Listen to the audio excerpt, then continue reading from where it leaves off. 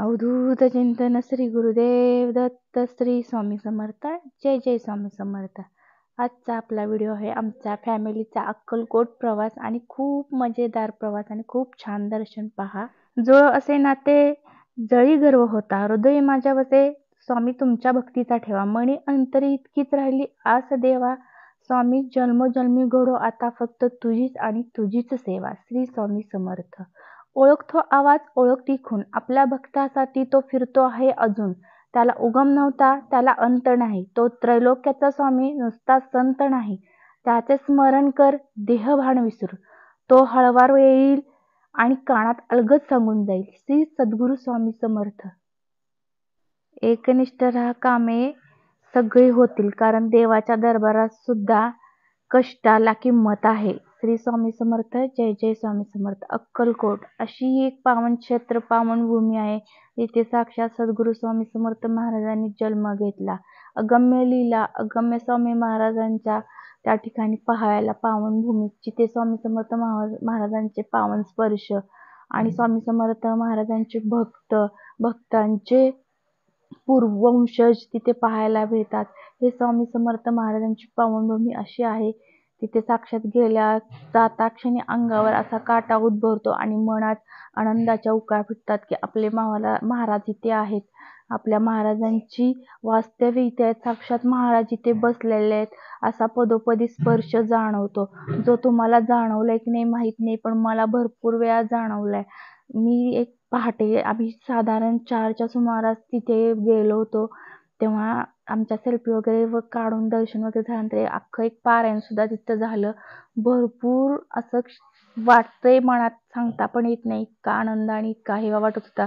कारण मला वाटत होतं की माझे महाराज आपले महाराज माऊली तिथेच आहेत आणि ते स्पर्श करतात किंवा ते बोलतात, जाणवतात की बाळ मी इथेच आहे, मी ह्या ठिकाणावरच आहे. तिथून पायी सुद्धा निघता निघत नव्हता.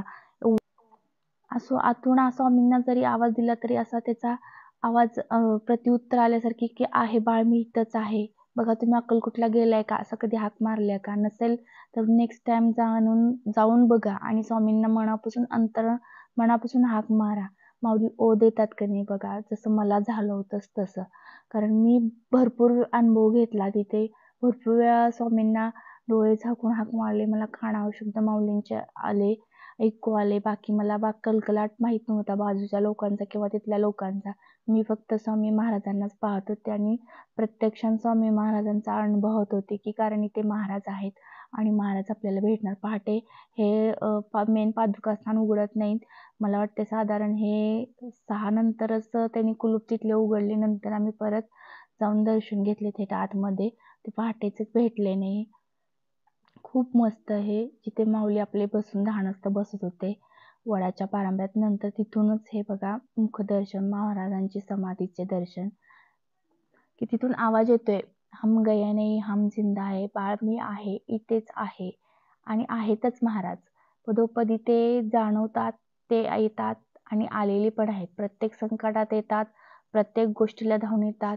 ही प्रतिमा म्हणजे काय की जसे काय माऊली आहेतच आणि ते प्रत्येक भक्ताकडे प्रत्येक सेवेकरीकडे बघतच आहेत.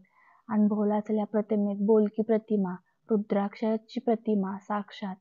खूप प्रचंड स्वामी माऊलींचं पावन क्षेत्र म्हणजे अक्कलकोट, की तिथं असं वाटतं की स्वामी महाराजांच्याच आपण मांडीवर बसलो आहोत. जे काही करता येईल तितकं करायची इच्छा झाली होती. किती पारायण करावे, किती नामस्मरण करावे आणि स्वामी महाराजांच्या बाबतीत किती बोलावे आणि स्वामींच्या बरोबर किती फोटो काढावे, ह्याच्या पुढे दुसरं काही सुचतच नव्हतं. फक्त स्वामी महाराज आणि आपण, ह्याच्या व्यतिरिक्त काहीच नाही. फक्त स्वामी महाराजांच्याच गोष्टी, बाकी मला काही दिसतच नव्हतं. जे काही आहे ते माझे महाराज आणि मी, आणि फक्त माझ्या मनातून काही नामस्मरण किंवा काही महाराजांच्या विषयी बोलले गेले असेल तेच. महाराज मनापासून जो कोणी सेवा करतो त्याचे तर निश्चितच ऐकतात, पण मनातले भाव पण जाणतात. तसे महाराजांच्यावर आपण बोललो तर सगळं महाराजांना ते कळलं जातं आणि जिथं साक्षात महाराजांचं वास्तव्य होतं तिथं जाऊन जर आपण न बोलून आलो तर मग काय राहिलं. फक्त जाऊन आपण तिथे दर्शनाचा आनंद न घेता आपलं काही असेल ते महाराजांना बोलावं आणि बोलून दाखवावं महाराजांना. शेजारी कोण उभा आहे, मागे पुढे कोण आहे हे सुद्धा बघायचं नाही. फक्त माझ्या पुढं माझे महाराज आहेत आणि महाराजांच्या पुढे मी आहे. आणि महाराजांना मला बोलायचं आहे, महाराजांना मला या गोष्टी सांगायच्या आहेत आणि महाराजांच्या पुढे मला या सेवा करायची आहेत आणि महाराज त्या करून घेणार.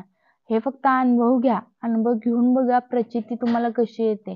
कारण हे ज्या ठिकाणीच वास्तव्यास असते, जिथे जाऊ तिथेच करायचं असतं. जे गाणगापूर, दिंडोरी आणि हे अक्कलकोटला. आता नंतर आम्ही दर्शन घेऊन परतीचा प्रवास चालू केला होता. तेव्हा सुद्धा फक्त महाराजांचाच मंत्र, स्तोत्र, महाराजांच्याच गप्पा, महाराजांचं दर्शनाच्या गोष्टी किंवा जे काही असेल ते महाराजांचंच. कारण देवा दर्शनाला जाताना नेहमी काहीही असलं तरी आपण महाराजांच्याच सेवा कराव्या, महाराजांच्याच गोष्टी कराव्या, महाराजांचंच बोलावं. आपल्याला महाराज सुखरूप नेतात, सुखरूप आणतात. आपला प्रवास हा सुखकारक होतो. येणारं संकट जरी असलं तरी महाराज आपल्याला त्याची सावली सुद्धा पडून देत नाहीत. फक्त आपण ते जाणवलं पाहिजे, ते केलं पाहिजे. महाराजांच्या सेवाच कराव्या असं जागेवर बसून असं काही नाही किंवा पूजा करावी असं काही नाही. प्रवासात सुद्धा आपण महाराजांच्या गोष्टी करू शकतो, महाराजांच्या सेवा करू शकतो, महाराजांना बोलवू शकतो, महाराजांचे हाक सुद्धा मारू शकतो. जाताना आम्हाला प्रचंड त्रास म्हणजे खूप पाऊस आणि खूप वीज दिसत असेल तुम्हाला चमकलेलं, भयान असं, पण सुखरूप महाराजांनी आम्हाला घरी आणलं. हा अनुभव आहे. श्री स्वामी समर्थ.